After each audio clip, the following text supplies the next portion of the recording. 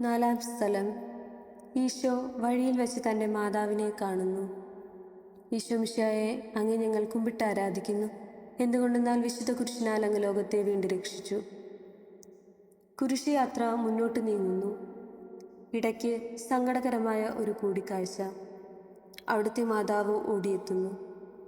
അവർ പരസ്പരം നോക്കി.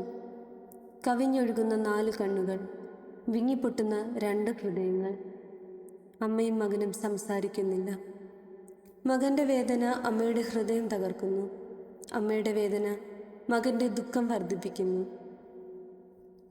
40-ാം ദിവസം ഉണ്ണിയെ ദേവാലയത്തിൽ കാഴ്ചവെച്ച സംഭവം മാതാവിൻ്റെ ഓർമ്മയിൽ വന്നു. നിന്റെ ഹൃദയത്തിൽ ഒരു വാൾ കിടക്കും എന്ന് പരിശുദ്ധനായ ശിമിയോൻ അന്ന് പ്രവചിച്ചു.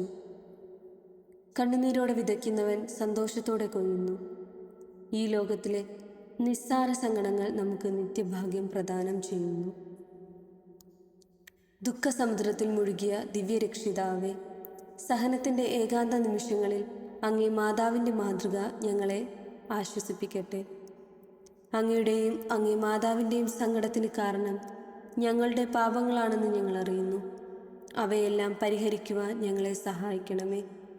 സ്വർഗസ്ഥനായ ഞങ്ങളുടെ പിതാവേ, അങ്ങയുടെ നാമം പൂജിതമാകണമേ. അങ്ങയുടെ രാജ്യം വരണമേ. അങ്ങയുടെ തിരുമനസ്സ് സ്വർഗത്തിലെ പോലെ ഭൂമിയിലുമാകണമേ.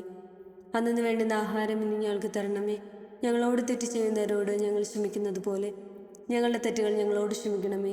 ഞങ്ങളെ പ്രലോഭനത്തിൽ ഉൾപ്പെടുത്തരുതേ, തിന്മയിൽ നിന്ന് ഞങ്ങളെ രക്ഷിച്ചുകൊള്ളണമേ. നന്മ നിറഞ്ഞ മറിയമേ, സ്വസ്തി, കർത്താവ് അങ്ങയുടെ കൂടെ, സ്ത്രീകൾ അങ്ങ് അനുഗ്രഹിക്കപ്പെട്ടവളാകുന്നു. അങ്ങയുടെ ഉദരത്തിൻ ഫലമായി ഈശോ അനുഗ്രഹിക്കപ്പെട്ടവനാകുന്നു.